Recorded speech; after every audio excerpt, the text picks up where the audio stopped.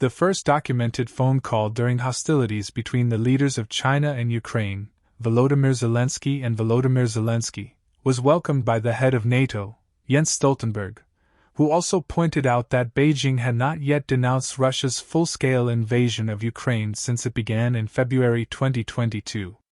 The Kremlin said that relations with European nations were at the lowest point possible, and that the space for diplomacy was being narrowed with each wave of expulsions of Russian diplomats.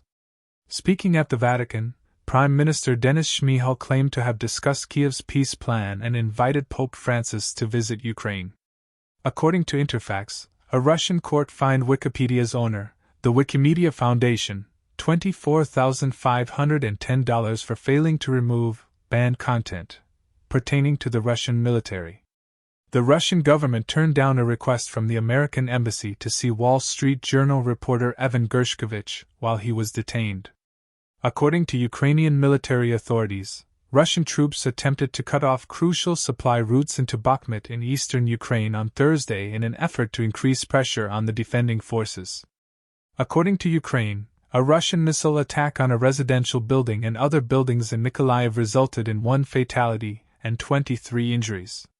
The Ukrainian journalist Bogdan Baidik, who was serving as the paper's interpreter, was assassinated, most likely by Russian snipers, on Wednesday while traveling to Kherson with reporter Corrado Zunino, according to the Italian weekly La Repubblica.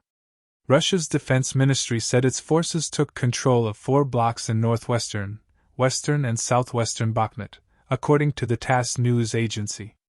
Ukraine's long-awaited counteroffensive could move the war into a critical new phase, military expert Justin Bronk told Al Jazeera. A deserter from Russia's Wagner group of mercenaries claiming asylum in Norway was convicted of being involved in a bar fight and carrying an air gun. Andrei Medvedev, 26, was handed a suspended sentence of 14 days. NATO members and their partners have provided Ukraine with 1,550 armored vehicles and 230 tanks, according to NATO's Stoltenberg. That amounts to 98% of what has been pledged.